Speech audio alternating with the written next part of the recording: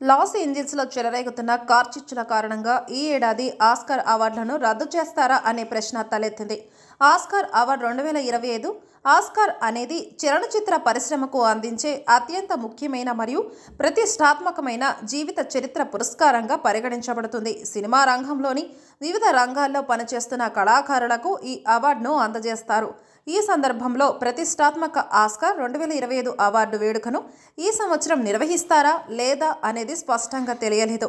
అమెరికాలోని Los Angeles నగరంలో అడవిలో మంటలు చెలరేగుతున్నాయి. ఈ కార్చిచ్చు వేగంగా వ్యాపించి వందలాది ఇళ్లను దగ్ధం చేస్తోంది.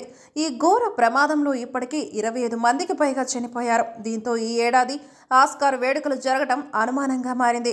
అయితే 2025 ఆస్కార్లు 9 సంవత్సరాలలో మొదటిసారిగా రద్దు చేయబడవచ్చు అని వార్త హల్చల్ చేస్తుంది.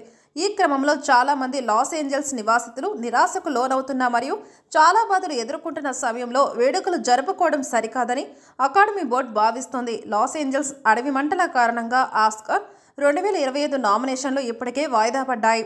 అకాడమీ ఓటింగ్ వ్యవధిని కూడా జనవరి 17 వరకు పొడిగించింది. అయితే ఇప్పుడు ఆస్కార్ వేడుకలు జరుగుతాయా లేదా అనేది ఖచ్చితంగా చెప్పలేం. ఆస్కార్ 2025 అవార్డుల వేడుకను మార్చి 3న నిర్వహించనున్నట్లు ప్రకటించారు. అయితే తుది ఫలితం ఎలా ఉంటుందో చూడాలి.